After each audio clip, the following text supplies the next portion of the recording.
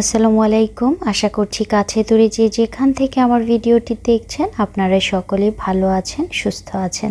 আল্লাহর রহমতে আমরাও আলহামদুলিল্লাহ বেশ ভালো আছি।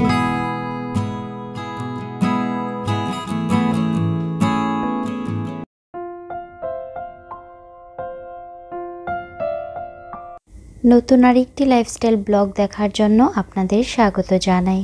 আশা করছি ভিডিওর পুরো সময়টা জুড়ে বরাবরের মতো আমার পাশেই থাকবেন।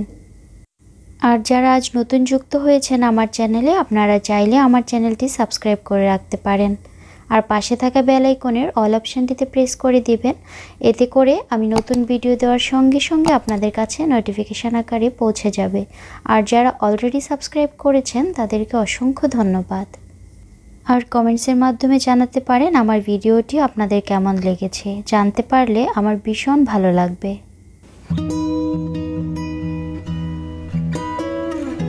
আজ সকাল থেকে আমি আমার ব্লগটি শুরু করেছি, তবে সকালে ব্রেকফাস্ট করে নেওয়ার পর থেকে তো বাকি সারাদিনই যে যা করি না কেন তারই ছোট ছোট কিছু অংশ আপনাদের সঙ্গে শেয়ার করব ইনশাল্লাহ।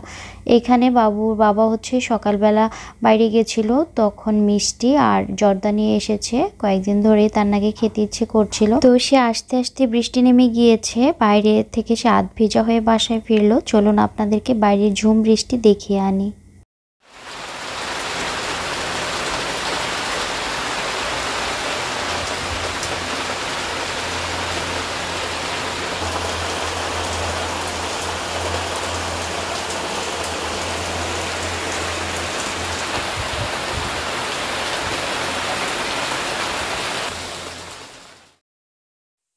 বৃষ্টির দিনে তাদের আবদার রক্ষা করার জন্যই কিন্তু আজ পোলাও রান্না করছি। যদিও ভুনা খিচুড়ি বৃষ্টিতে খেতে বেশি ভালো লাগে।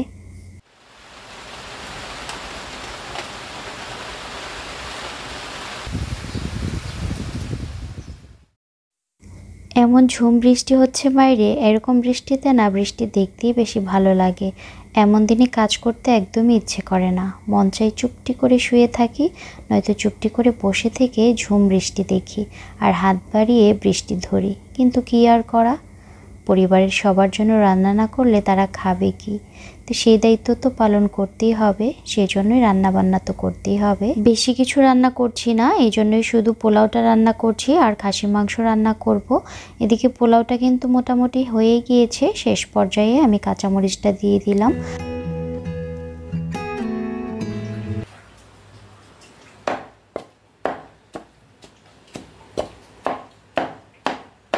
মাংসতে দেওয়ার জন্য আমার আদা বাটা দরকার ছিল, কিন্তু আদা বাটা শেষ হয়ে গেছে। এজন্য আমি অল্প যেহেতু লাগবে তাই এখানে আদাটাকে আমি প্রিপেয়ার করে নিচ্ছি।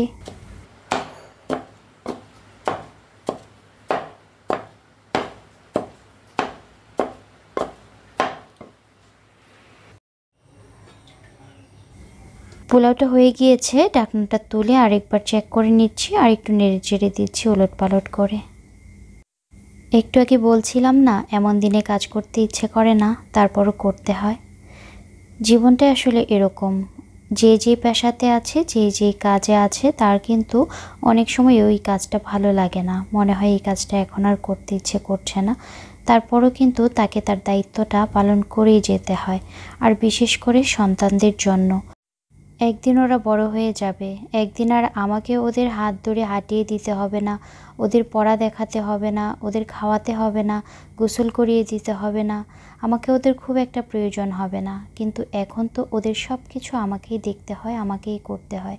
কখন কি খাবে, কখন কি খেতে চায়, যদিও পরেও খাওয়ার ব্যাপারটা আমাকেই দেখতে হবে, কিন্তু এখন যেহেতু ওরা ছোট, ওদের বায়নাটাও কিন্তু একটু বেশি। তাছাড়া দেখা যায় কি ওদের বাবা আমাকে অনেক হেল্প করে এসব ব্যাপারেও, যদিও ও বাইরের কাজে খুব বিজি থাকে, তারপরেও কিন্তু আমাকে অনেক বেশি হেল্প করে। এই জন্য হয়তো আমি এতটা চাপে পড়ি না। আর যে আপুরা হাজব্যান্ডের থেকে হেল্প অনেকটাই কম পান, তারা তো আসলে আরও বেশি প্রেশারে থাকেন। তো আপনাদের সঙ্গে কথা বলতে বলতে আমি খাসির মাংসটা রান্না করে নেওয়ার জন্য এখানে মশলা কষিয়ে নিচ্ছি, আর সেই সঙ্গে মাংসটাও এখন অ্যাড করে নিচ্ছি। আমি এখানে 2 কেজির মতো খাসির মাংস নিয়ে নিয়েছি, আর সেই থেতলে নেওয়া আদাটাও আমি উপর থেকে কিন্তু এখানে দিয়ে দিলাম।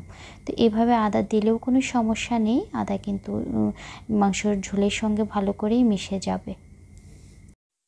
মাঝে মাঝে সাংসারিক কাজে অনীহা আসে, মনে হয় একটু রেস্ট নেই, একটু দূরে কোথাও থেকে ঘুরে আসি। মাঝে মাঝে আপসেট হই যে আমি আমার লাইফে কি করতে পারলাম, এ ব্যাপারটা নিয়েও খুব ভাবি। কিন্তু জানেন কি, এই সময়টাতে না আমার বাচ্চাদের আমাকে ভীষণ প্রয়োজন। তখন যদি ওদের হাতটা আমি না ধরতে পারি, এই না ধরার গ্যাপটা কিন্তু আমি সারা জীবনেও আর পূরণ করতে পারবো না। তাই আমি মা হয়ে এটাকেই আমি আমার ফার্স্ট প্রায়োরিটি হিসেবে নিয়েছি লাইফে।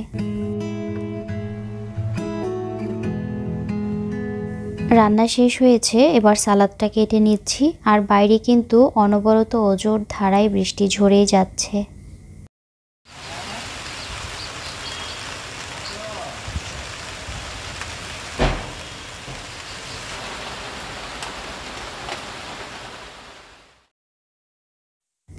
আজ বাবুর বাবার অফিস ছুটি ছিল, তো সে যেহেতু বাসাতেই আছে আর বাচ্চাদের সঙ্গে সে সময় কাটাচ্ছে, বড় ছেলেকে পড়াশোনা দেখাচ্ছে, তো ওই দিকটা আজ আর আমাকে সামলাতে হচ্ছে না। এই জন্য আমি একটু নিশ্চিন্ত মনেই কাজ করতে পারছি। আর সালাদটা কেটে নিচ্ছিলাম। আর আমার বড় ছেলে 2বার অলরেডি চলে এসেছে দেখার জন্য আমার রান্না শেষ হলো কি না। ক্ষুধাটা মনে হয় বেশিই লেগে গিয়েছে আজ।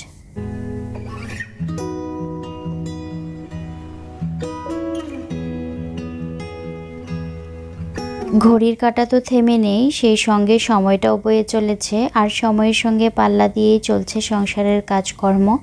আসলে হাত গুটিয়ে বসে থাকলে তো আর রান্না খাওয়া হয় না, তো কাজ করেই যেতে হয় যে ওয়েদারই থাক না কেন। আর ওয়েদারের উপর ফ্যামিলি মেম্বারদের খাবারের ডিমান্ডও দেখা যায় বাড়ে কমে। তো আজকে অল্পর উপর দিয়ে গেছে, মাত্র একটা মাত্র তরকারি রান্না করেছি। নর্মালি ভাত রান্না করতে গেলেও দেখা যায় 3-4টা পদ তো রান্না করতে হয়, সেই হিসেব করতে গেলে আজ আমার কাজ সহজই হয়েছে। তো এবার খেয়ে নেওয়া যাক আর কি, ক্ষুধা তো ভীষণই লেগেছে। আর আদিয়ানকেও পাশে বসিয়েছি, আদিয়ানও খেতে বসেছে। আদিয়ানের জন্য আলাদা করে আবার খাবার বানানো হয়েছে।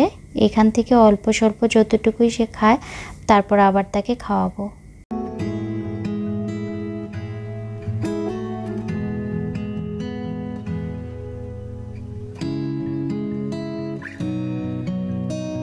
ভিডিওতে এখন যে ফুটেজটুকু দেখছেন এটা হচ্ছে সন্ধ্যার পর একটু মার্কেটে গিয়েছিলাম। তো সারাদিন তো ভালোই বৃষ্টি ছিল, একদম দুপুরের পর পর্যন্ত। দুপুরের পর থেকে বৃষ্টিটা কিছুটা থামে আর রাস্তাঘাটও শুকিয়ে গেছে মোটামুটি। তো ভাবলাম যেহেতু ভেবে রেখেছিলাম আগে থেকে আজকে বের হব, দিনেই বের হতাম, বৃষ্টির জন্য পারিনি, তাই সন্ধ্যার পরে আর কি এসেছি। মার্কেটেও টুকটাক কয়েকটা জিনিসপত্র কেনার ছিল। তারপর ঘুরতে ঘুরতে গরম লেগে গেল, বাচ্চাদের আবদারে আইসক্রিম পার্লারে আসলাম। আর ওরা এখানে বসে এখন আইসক্রিম খাচ্ছে।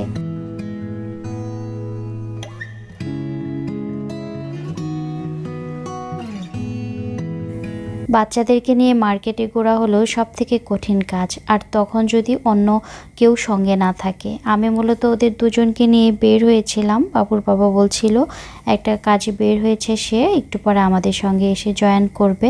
তো এখন যতটুকু সময় আমি ওদের নিয়ে একা ছিলাম, আমি দুজনকে সামলাতে গিয়ে হিমশিম খাচ্ছিলাম। এই জন্য এখানে কিছুক্ষণ বসবো, তারপর ও আসলে আবার বের হব।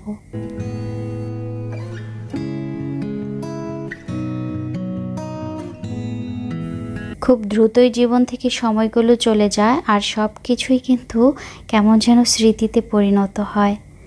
আমি যখন কলেজে পড়তাম, সেম একই জায়গায় বসে এসে আমিও আইসক্রিম খেতাম। ওইটা এখন কেবলই স্মৃতি, কিন্তু মনে করতে গেলে কিন্তু মনে হয় এই তো কয়েকদিন আগে, কিন্তু বছর হিসেব করতে গেলে অনেক দিন আগে, অনেক বছর আগে। এখানে আদিয়ান আইসক্রিমের ফ্লেভার পছন্দ করছিল, তো প্রথমে সে কোন নিল, ওইটার খেতে তার ভালো লাগছে না, এখন সে অন্য ফ্লেভার নিতে চাচ্ছে। মাঝে মাঝে ওজন কমানোর জন্য ডায়েটের চিন্তা করি, আর আমার সেই ডায়েট কিন্তু ভেঙে যায় আইসক্রিম খাওয়ার লোভে। আর আমার বাচ্চারাও হয়েছে আমারই মতো, আইসক্রিম খাওয়ার জন্য ওরা পাগল।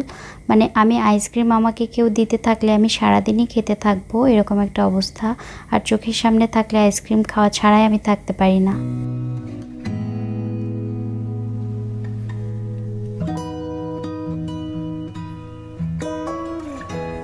আইসক্রিম পার্লার থেকে আমরা সোজা চলে এসেছি খুব কাছাকাছি রিগেলের একটি ফার্নিচার শোরুমে, আর এখন সেখানে আছি। আমিও ফার্নিচার দেখছি, সেই সঙ্গে চলুন আপনাদেরকেও আমার সঙ্গে কিছুটা ঘুরিয়ে দেখাই।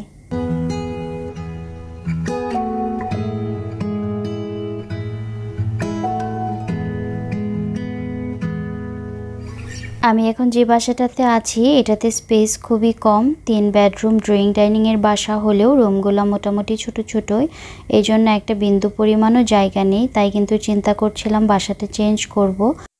তো নতুন বাসায় গেলে কিছু বাড়তি স্পেস পাওয়া গেলে সেখানে আমার প্রয়োজনীয় কিছু জিনিস নতুন করে আবার করার প্ল্যান আছে। তাই আমি রেডিমেড কিছু ফার্নিচার অলরেডি দেখে রাখছি যে আমি বানাতে দিব নাকি রেডিমেডই কিনে নিব। সেটার জন্যই কিন্তু আমি মূলত দেখছি। রেডিমেডটা যদি পছন্দ হয়ে যায় তাহলে আর বানাতে দিব না, আর যদি বানাতে দিই তাহলে তো আসলে 2-3 মাস সময় লেগে যায়। এই জন্যই মূলত দেখতে এসেছিলাম বানাতে দিলে ভালো হয় নাকি এখান থেকে রেডিমেড কিছু কিনে নিব। মার্কেট থেকে বাসায় চলে এসেছি আর লিফটে উঠেছি। আর লিফটে ওঠার কারণ হলো আমি একটু উপরে যাচ্ছি এক ভাবির বাসায়, সেখানে একজন কাজের মানুষের সন্ধানে যাচ্ছি। আমি মূলত 2য় তলায় থাকি, তো আমার ওঠানামা করার জন্য লিফট ব্যবহার করতে হয় না। তো আজকে ওনার বাসায় যাচ্ছি বলেই কিন্তু লিফটে উঠে উপরে যাচ্ছি। তো ওনার সঙ্গে কথা বলবো কাজের মানুষ নিয়ে। আমার বড় বাচ্চাটার সামনে পরীক্ষা, তো ওর পরীক্ষা মানে হচ্ছে আমার প্রচণ্ড প্রেশার, ওকে পড়াশোনা করাতে হবে, অনেকটা সময় দিতে হবে আর কি। এই জন্যই কাজের মানুষটা খুব ইমার্জেন্সি এখন।